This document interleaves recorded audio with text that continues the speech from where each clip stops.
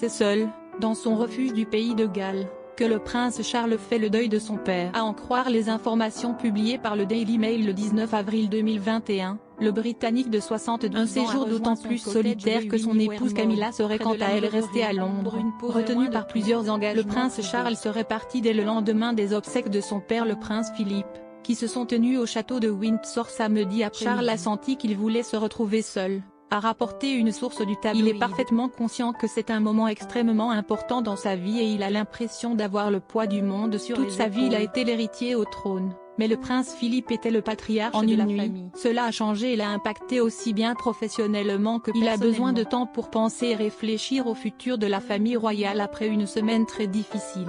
Un moment d'autant plus important qu'il survient en pleine crise familiale. Avant de rejoindre le pays de Galles, le prince Charles aurait organisé réunion de famille exceptionnelle avec William à Windsor. Père et fils auraient effectué un tout premier petit pas vers une réconciliation. Il va en falloir du temps à Charles et William pour digérer l'interview vérité de Meghan et Harry avec Oprah Winfrey. En amont de son retour au Royaume-Uni, après un an d'absence, le prince Harry aurait tenté de renouer le contact avec son père en lui adressant une lettre, sans même un employé royal curieux à proximité. Charles, William et Harry se seraient donc parlé face à face après de longs mois de silence. Après avoir joué les conciliatrices lors des obsèques du duc d'Édimbourg, Kate Middleton aurait elle aussi pris part à cette discussion. Ils n'ont pu passer que peu de temps ensemble à l'extérieur compte tenu des restrictions de Covid et également sans personnel, y compris des employés chevronnés, pouvant entendre ce qui se disait, a rapporté une autre source du Daily Mail. C'était important pour Charles et William qu'ils soient tous les deux là ensemble. Cela signifie que rien de ce qui a été évoqué ne puisse être mal interprété à la reine a clairement indiqué aux conseillers seniors qu'elle était unie à Charles et William et était déçue par certains aspects de l'interview de Harry et Meghan.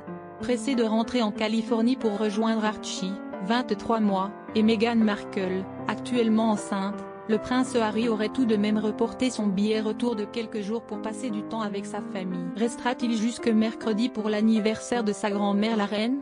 Un 95e anniversaire bien triste, puisqu'il s'agit de son premier sans Philippe, après 73 ans de mariage.